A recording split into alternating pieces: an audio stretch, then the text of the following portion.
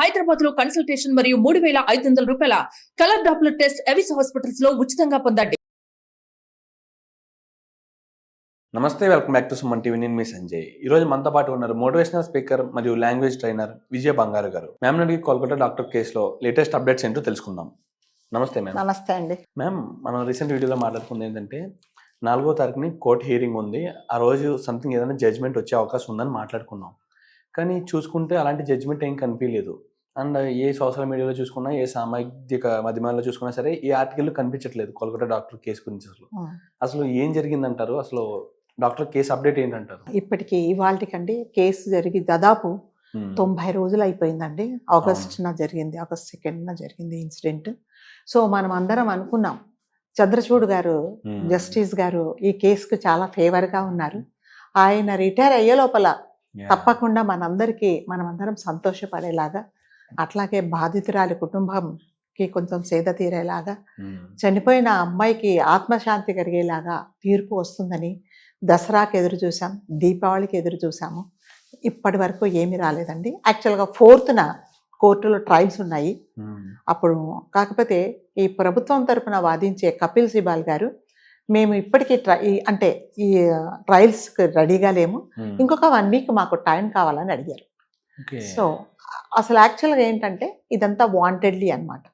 So ఎప్పుడైనా సరే ఒక మనిషి వాంటెడ్లీ ఒక తప్పు చేస్తూ ఎదుటి వాళ్ళని ఇబ్బంది పెట్టాలి అని అనుకున్నప్పుడు ఒక మనస్సాక్షి అనేది ఎవరికైనా ఉంటే ఆ మనస్సాక్షికి తెలుస్తుంది, నేను వాంటెడ్లే వీళ్ళని ఇబ్బంది పెడుతున్నాను.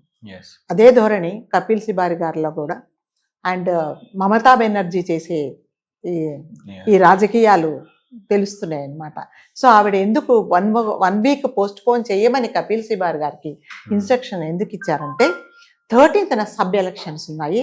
ఒకవేళ చంద్రచూడ్ గారు రిటైర్ అయ్యే లోపల అంటే 4న ఒకవేళ ఏదైనా ఈ అమ్మాయి తరపున ఫేవర్గా జడ్జిమెంట్ వస్తే ఎలక్షన్స్లో ఆ ఇంప్రెషన్ ఉంటుంది, దాని ప్రభావం తప్పకుండా ఉంటుంది, ప్రజలలో కొంచెం వ్యతిరేకత ఉంటుంది అన్న ఉద్దేశంతో ఒక 1 వీక్ ఆవిడ పోస్ట్ పోన్ చేయమని అడిగారు. సో ఇదంతా ఎలా ఉందంటే ప్రతి ఒక్కరం మన అందరము ఇవాల్టి వరకు మన ఇంట్లోనే ఈ అఘాయిత్యం జరిగింది, ఈ అన్యాయం జరిగింది, ఎప్పుడు న్యాయం జరుగుతుందని ప్రతి ఒక్కరం మనం అందరము ఎదురు చూస్తూ ఉంటే అని మనకంతా నిరాశే మిగిలిందండి. మళ్ళీ 1 వీక్ పోస్ట్ పోన్ చేశారు. ఫార్చునేట్గాను అన్ఫార్చునేట్గాను మొన్న 8న అంటే నిన్నటి రోజు శుక్రవారం రోజు చంద్రచూడ్ గారు రిటైర్ అయిపోయారు. సో ఆయన ప్లేస్లో ఇంకొక న్యాయమూర్తి వచ్చారు. సో మళ్ళీ ఆయన వచ్చిన తర్వాత మీకు తెలుసు కదా, ఎవరైనా సరే ఒకరు వెళ్ళిపోయిన తర్వాత ఇంకొకరు అక్కడ రీప్లేస్ అయినప్పుడు తప్పకుండా మళ్ళీ ఆయన ఆ కేసు గురించి తెలుసుకోవడానికి it take some time. So ఆ విధంగా మళ్ళీ కూడా కొంచెం మళ్ళీ డిలే అవుతుందేమో అని మనం అనుకుంటున్నాము. మళ్ళీ 11న జరుగుతుందని అందరూ ఎక్స్పెక్ట్ చేస్తున్నాం ట్రయల్స్. సో ఆ రోజు మళ్ళీ అంటే చంద్రచూడ్ గారుకి ఆయన దగ్గరికి రిపోర్ట్స్ ఇచ్చినప్పుడు, సిబిఐ వాళ్ళు రిపోర్ట్స్ పంపించినప్పుడు ఆయన ఏం చెప్పారంటే రిపోర్ట్స్ అన్ని రెడీగా ఉన్నాయి, ఇంకా కొన్ని అప్డేట్స్ రావాలి, అప్డేట్స్ వచ్చిన తర్వాత మేము ఫైనల్గా జడ్జిమెంట్ ఇస్తాము అని ఆయన మనకి ఒక స్టేట్మెంట్ ఇవ్వడం జరిగింది. సో మనం అందరం ఏమనుకుంటున్నామంటే అట్లీస్ట్ 11న మనకి మళ్ళీ అంటే ఇది ట్రయల్స్ మళ్ళీ స్టార్ట్ అవుతాయి. సో ఈ కోర్ట్స్లో అంటే ఒక్కటేసారి ఒకే కేసు గురించి అంటే ఈ కోర్ట్స్లో 3 కోర్ట్స్లో ఒకటే రోజు ఆ కేసు గురించే ట్రయల్స్ జరగటం అనేది చాలా అరుదండి. సో ఒకటే రోజు ఈ కోర్ట్స్లో ఏ కోర్ట్స్లో జరుగుతున్నాయి అంటే ఇవన్నీ కూడా సేమ్ 3 కోర్ట్స్లో, సుప్రీంకోర్టు, హైకోర్టు, దాని తర్వాత ఇంకొక కోర్టులో కూడా 3లో జరుగుతున్నాయి. ఈ 3లో ఒకటే రోజు ఒకటే కేసు గురించి జనరల్గా జరగదు. సో అది ఏదంటారంటే గుడ్డిలో మెల్లలాగా, అసలు గుడ్డి వాళ్ళు కాకుండా మెల్లకన్నున్నట్టుగా ఒకవేళ ఆ రోజు అందరూ కలిసి అంటే ఒకటే ట్రయల్స్ జరుగుతున్నాయి కాబట్టి ఆ రోజైనా మనకు ఏమన్నా ఫేవర్గా వస్తుందేమో అని మనం ఎదురు చూద్దాము. సో ఆయన కాకపోతే చంద్రచూడ్ గారు మనకి హామీ ఏమి ఇచ్చారంటే అన్నీ సబ్మిట్ చేశారు. సో మేము తప్పకుండా వీళ్ళకి న్యాయం జరిగేలాగానే మేము ప్రయత్నం చేస్తామన్నారు. సో ఈ కేసు గురించి 11th నుంచి అంటే కేసు చాలా త్వరితగతిన విచారణకు జరిగేలాగా కూడా మేము చెప్తాము, మేము అదే పనిలో ఉంటామని కూడా హామీ ఇచ్చారనమాట మనకి. అయితే ఇప్పుడు ఈ అభయ కేసులో ఏమైందంటే ఎవరైతే ఈ రిపోర్ట్స్ అని సబ్మిట్ చేశారో, సిబిఐ వాళ్ళు కోర్టుకు సబ్మిట్ చేసిన రిపోర్ట్స్లో ఈ కోర్టు వాళ్ళు ఏం చేశారంటే, సుప్రీంకోర్టు వాళ్ళు ప్రభుత్వ అధికారులందరికీ అన్ని స్టేట్స్కు, సీఎంలకు, అన్ని స్టేట్స్ అంటే సెక్రటరీస్కి, తర్వాత ప్రముఖ న్యాయవాదులందరికీ వాళ్ళ పంపించిన రిపోర్ట్స్ వీళ్ళకి పంపించారు. అంటే వాళ్ళ అభిప్రాయం, మీరు దీని మీద అసలు మీరేమనుకుంటున్నారు, ఇందులో మేమేమైనా కరెక్షన్స్ చేసుకోవాలా, లేకపోతే ఏమైనా మీ సజెషన్స్ ఉన్నాయా అని చెప్పేసి ప్రతి ఒక్కరి సజెషన్స్ అడిగారండి. ఆ సజెషన్స్ బేస్ చేసుకొని తర్వాత ఈ రిపోర్ట్స్ బేస్ చేసుకొని అంటే మన నిజంగా ఈ అమ్మాయికి న్యాయం జరిగేలాగా కొన్ని మార్పులు కూడా ఉంటాయేమో, అంటే ఈ మెడికల్ కాలేజీలలో, హాస్పిటల్స్లో ఏమన్నా అంటే ఆ రిపోర్ట్స్ పట్టి, అంటే ఇప్పుడు వీళ్ళందరూ ఈ డాక్టర్స్ అందరూ ఏమంటున్నారంటే, మాకు సేఫ్టీ లేదు, సెక్యూరిటీ లేదు, నైట్ డ్యూటీ చేస్తే మేము సేఫ్గా ఇంటికి వెళ్ళలేము అని అంటున్నారు. కాబట్టి మాకు ఏదైనా సరే సేఫ్టీ మెజర్స్ చూడమన్నప్పుడు ఆవిడ ఆ రోజు ప్రెస్ రిపోర్ట్ పెట్టినప్పుడు వీళ్ళందరితో మాట్లాడినప్పుడు ఏం చెప్పారంటే, నేను తప్పకుండా సేఫ్టీ ఉండేలాగా మేము చూస్తామన్నారు. కాకపోతే ఇప్పటిదాకా అట్లాంటిది ఏమీ తీసుకోలేదండి. సో ఆవిడ వాళ్ళు అంటే 4th డాక్టర్స్ అందరూ ఎప్పుడైతే పోస్ట్ పోన్ చేశారు 1 వీక్ అన్నప్పుడు, లేదు మాకు ఈ రోజే న్యాయం జరగాలి, మాకు ఈ రోజే జడ్జిమెంట్ వస్తుందని మేము ఎక్స్పెక్ట్ చేస్తున్నాం అన్నప్పుడు పాపం వాళ్ళ మాట ఎవరు వినలేదు. అగైన్ 11th మళ్ళీ 1 వీక్ ఆయన పోస్ట్ పోన్ చేయమని అడిగారు. దాన్ని జడ్జిస్ కూడా వాళ్ళు కూడా ఒప్పుకున్నారు. ఫైనల్గా ఏంటంటే ఈ అమ్మాయి ఒకవేళ నిజంగా అంటే తను మనందరి కోసం అంటే మరి ముఖ్యంగా మహిళల కోసం ఒక కొవ్వొత్తిలాగా పాపం కాలిపోయి కరిగిపోయింది. అలా కరిగిపోయినందుకు అట్లీస్ట్ ఈ మార్పులు చేర్పులు వచ్చి అంటే హాస్పిటల్లో పనిచేసే వాళ్లకు, మరి ముఖ్యంగా లేడీస్కు, డాక్టర్స్కు, నైట్ డ్యూటీ చేసే వాళ్లకు అంటే కొన్ని మార్పులు జరిగి అట్లీస్ట్ వాళ్ళు సేఫ్టీగా ఉండేలాగా కొన్ని చట్టాలు ఏమన్నా వస్తాయేమో అని మనము ఎదురు చూడాలి. మనందరి కోసం తన జీవితాన్ని అంటే తనకు తెలుసు ఇవన్నీ నేను చేస్తున్నాను, నా ప్రాణానికి ముప్పు అని తెలిసినా కూడా, నేను పోయినా కూడా పర్వాలేదు, నా ప్రాణం పోయినా కూడా వీళ్ళందరికీ మంచి జరుగుతుంది అనే ఉద్దేశంతోనే తన ప్రాణాలు కూడా తను అర్పించిందండి. అందుకని చెప్పేసి అట్లీస్ట్ అంటే ఈ రిపోర్ట్స్ అన్ని బేస్ చేసుకొని అంటే వీళ్ళందరికీ లేడీస్కి, మరి ముఖ్యంగా లేడీస్కి సేఫ్టీగా ఉండేలాగా ఏమైనా చట్టాలు వస్తాయేమో అని మనం అందరం ఎదురు చూద్దాము. అండ్ ఇంకొకటి ఏంటంటే ఈ పేరెంట్స్ ఎవరైతే అభయ పేరెంట్స్ ఉన్నారో వాళ్ళు ఏం చేశారంటే అమిత్ షాకు, హోమ్ మినిస్టర్ గారికి ఒక లెటర్ రాశారు. మేము మిమ్మల్ని కలవాలి, మీతో మాట్లాడాలి అన్నప్పుడు ఆయన పాజిటివ్గా స్పందించి తప్పకుండా నేనే మిమ్మల్ని వచ్చి కలుస్తాను అనే లెటర్ ఒకటి రాశారు వాళ్ళకి. సో చూద్దాము అంటే వాళ్ళు కూడా పర్సనల్గా అంటే ఒక హోమ్ మినిస్టర్ గారు అంటే ఈ కేసును కూడా ఆయన కూడా పాజిటివ్గా తీసుకొని వెంటనే రెస్పాండ్ అయ్యి ఆయన కూడా వాళ్ళకు లెటర్ ఒకటి రాసినట్టు మనకు తెలుస్తుంది. చూద్దాం మళ్ళీ ఒకవేళ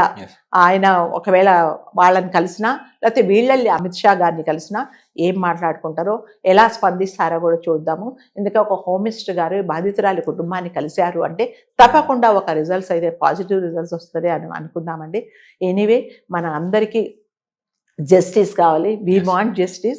ఇంకా మన ఓపిక లేదు ఓర్చుకుంటే అంటే ఒక బెలూన్లో ఎంత గాలి కొడతామో అంతనే ఉంటుందండి. ఎప్పుడైతే ఎక్కువ మనం ఫిల్ చేస్తామో అది పేలిపోయినట్టు. సో మన అందరికీ కూడా ఓపికలు లేవు. సో ఎప్పుడు ఏం జరుగుతుందో అని మనం ఎదురు చూస్తున్నాము. తప్పకుండా 11th నుంచన్నా కనీసం ఈ కేసును కొంచెం స్పీడప్ చేసి మన అందరికీ ఊరట కలిగేలాగా తీర్పు వస్తుందని మనం ఎక్స్పెక్ట్ చేద్దాం. కానీ మేము ఇక్కడ చూసుకుంటే ఇక్కడ మమతా బెనర్జీ గారు చేసిన పని చూసుకుంటే చాలా సిగ్గుచేటని చెప్పుకోవచ్చు. ఏ విధంగా అంటే ఇప్పుడు ఇంత జరిగిన తర్వాత కూడా అందరికీ క్లారిటీగా తెలుస్తుంది కోల్కతా ప్రజలందరికీ కూడా. అవునండి, అదే చెప్తున్నా. ఇప్పటికీ కూడా సంజయ్ ఘోష్ను అరెస్ట్ చేసిన తర్వాత ఎందుకు అరెస్ట్ చేశారంటే ఇట్లా ఈ హాస్పిటల్లో ఈమె సంఘటన జరిగినందుకు కాదండి, అతనికి అక్రమాస్తులు ఉన్నాయి, ఆస్తి అంటే ఆదాయానికి మించి ఆస్తులు సంపాదించాడనే రీజన్తోనే అతన్ని అరెస్ట్ చేశారండి. అంతే తప్ప అతనికి ఈ కేసు సంబంధం ఉందని తెలిసినా కూడా ఆ కేసు గురించి అతన్ని అరెస్ట్ చేయలేదు. సంజయ్ రాయ్కి కూడా బెయిల్ కావాలని ఆయన తరపున వాదించే కవితా సర్కారు బెయిల్ కోసం అప్లై చేస్తే అతనికి బెయిల్ ఇవ్వడానికి వీల్లేదు అని కోర్టు వాళ్ళు చెప్పారు.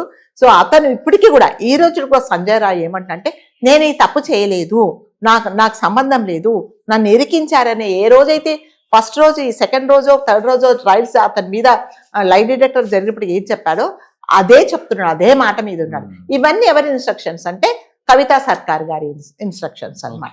అంటే ఒక అంటారు కదా, ఆడవాళ్ళే శత్రువు. తన తోటి స్త్రీకి ఒక అన్యాయం జరిగింది, మన అందరి కోసం అతి కిరాతకంగా ఆమెను చంపేశారు, అఘాయిత్యం చేశారు అనేది ఏమాత్రం లేకుండా అతనికి బెయిల్ కోసం కూడా తను కవితా సర్కార్ గారు ట్రై చేశారు. కాకపోతే బెయిల్ ఇవ్వడం కుదరదని చెప్పారండి. సంజయ్ రాయ్ మాత్రం నేను తప్పు చేయలేదనే చెప్తున్నారు. దాని పైగా ఆయన కోసము బెయిల్ కోసం కూడా ఈ కవితా సర్కార్ గారు ఆవిడ ట్రై చేస్తున్నారు. సందీప్ ఘోష్ అందులో దానికోసమనే అరెస్ట్ చేశారు, కానీ ఈ కేసుకు అతనికి ఏం సంబంధం లేదు అన్నట్టుగానే అందరూ ఉన్నారు. కాకపోతే వీరందరూ జగమెరిగిన సత్యము, తప్పకుండా సంజయ్ రాయ్, సందీప్ ఘోష్ ప్రమేయతంలో సంజయ్ రాయ్ ఈ పని చేశాడని అందరికీ తెలుసు. అంటే చెప్తాను, కళ్ళ ముందు కొన్ని మనం జరుగుతున్నా కూడా మనం ఏమీ నిరూపించలేకపోయి మనము జస్టిస్ కోసం ఎదురు చూస్తున్నామండి. So we want justice. Absolutely ma'am. And ఇక్కడ చూసుకుంటే మేము ఇక్కడ ఎంత జరిగిందని ప్రజలందరికీ తెలుసు, కళ్ళకు కట్టినట్టు కనిపిస్తుంది. అవునండి. ఇంత జగన్ నాటకం ఆడుతున్నారు వీళ్ళంతా. ఇంత పెద్ద కుట్ర చేసినా సరే ఇంకా ప్రజలు ఎలా నమ్మి ఓట్లేస్తారని అనుకుంటుందో తను నాకు ఇప్పటికి అర్థం కావట్లేదు. అంటే ఈ మమతా బెనర్జీ గారికి తన రాజకీయ చరిత్రలోనే ఈ సంఘటన అనేది ఒక మచ్చ అన్నమాట. ఆమెకు ఒక మనస్సాక్షి అనేది ఉంటే ప్రతి ఒక్కరికి ఉంటుందండి. తప్పు చేశాను, ఒక అమ్మాయికి అన్యాయం చేశాను, అన్యాయం జరిగేలాగా నేను సపోర్ట్ చేశాను అని తను తప్పకుండా ఆలోచించుకోవాలి. తన పొలిటికల్ హిస్టరీలోనే ఇది ఒక మాయని మచ్చ ఆమెకు, అంతే. ఇప్పటికీ ఏదో దాస్తున్నట్టు ఖచ్చితంగా తెలుస్తుంది ప్రజలకు కూడా. కానీ ఈ సబ్ ఎలక్షన్స్ లో ఇంకా ఆమె నగ్గుతుంది అంటే ఏ విధంగా అంటే ఆమెకి సపోర్ట్ గానే వస్తుంది న్యూస్ అనుకోవడం మాత్రం తప్పని నేను అనుకుంటున్నా. ఏ విధంగా అంటే కేవలం ఈ కోర్టు ఇచ్చే హీరింగ్ అంటే కోర్టు ఇచ్చే జడ్జిమెంట్ ద్వారా ఆమె రాజకీయ భవిష్యత్తు ఆధారపడి ఉంటుంది అంటే కాదండి. కాకపోతే కొంచెం ఎఫెక్ట్ ఉండొచ్చు. ఎఫెక్ట్ అయితే తప్పకుండా ఉంటుంది. కొంచెమన్నా అట్లీస్ట్ 2-3% అయినా ప్రజలకు తెలిసిపోతుంది, తిరుగుబాటు జరుగుతుంది అన్న ఉద్దేశంతోనే వాంటెడ్ గా ఇంటెన్షనల్ గా ఒక 1 వీక్ తను పోస్ట్పోన్ చేయించారు. చూద్దాం, 11th నుంచి మళ్ళీ కోర్ట్ ట్రయల్స్ ఉన్నాయి అంటే కంటిన్యూస్ గా ట్రయల్స్ జరుగుతాయని చెప్పేసి మనకు హామీ ఇచ్చారు. తప్పకుండా అట్లీస్ట్ ఈ మంత్ ఎండింగ్ కన్నా మనకి న్యాయం జరిగేలాగా తీర్పు వస్తుందని మనం ఎక్స్పెక్ట్. నేను పర్సనల్ గా కోరుకునేది ఏమన్నా ఉందంటే మ్యామ్, ఒక ప్రభుత్వాన్ని తప్పు పట్టట్లా, నేను ఒక వ్యక్తిని మాత్రమే తప్పు పడుతున్నా. కానీ ఆ వ్యక్తి ప్రభుత్వాన్ని నాశనం చేస్తున్నాడు, ఒక ప్రభుత్వాన్ని తప్పుడు దారిలో నడిపిస్తున్నట్టు కనిపిస్తుంది నాకైతే మమతా బెనర్జీ గారు చేసే పద్ధతి. కానీ ఇదే పద్ధతి కంటిన్యూ అయితే ప్రజాస్వామ్యం అనే దానికి అసలు అర్థం లేకుండా పోతుంది. అంతే కదండి. మరి అబ్సల్యూట్లీ మేము ప్రజలు తెలుసుకుంటారని కోరుకుంటున్నాను. ఇప్పటికన్నా రాక్షస పాలన గద్దె దించుతారని కోరుకుంటున్నాను. ఇది నా పర్సనల్ ఇంటెన్షన్ మాత్రమే. ప్రజలు ఎప్పుడు వాళ్ళకి ఒకటే ఛాన్స్ వస్తుంది. ఆ ఛాన్స్ ఏంటంటే ఓట్లప్పుడు కదా. అప్పుడు దేని మీద ఏదో చెప్పేసి వీళ్ళని ఇంప్రెస్ చేసేసి ఓట్లు వేయించుకుంటారు. దాని తర్వాత ఎవ్వరు సామాన్యుల గురించి ఆలోచించారండి. అది ఎక్కడ జరిగేది. అది ఈ అభయకి జరిగిన సంఘటన మాయని మచ్చిది, మన భారతదేశానికి పెద్ద మాయని మచ్చగా చరిత్రలోనే ఇది మాయని మచ్చ. ఆ మచ్చ పోవాలి అంటే కనీసం అభయ కుటుంబానికి, ఆ అమ్మాయి ఆత్మశాంతికి ఆత్మశాంతించేలాగా మంచి నిర్ణయం, మంచి జడ్జిమెంట్ వస్తుందని మనం కోరుకుంటాం. కొన్ని కోట్ల మంది ప్రజలు ఆకాంక్షిస్తున్నారు జడ్జిమెంట్ మంచిగా రావాలని. అదే అలాగే జడ్జిమెంట్ మంచిగా వస్తుందని కోరుకుంటున్నాను. Thank you ma'am. Thank you very much.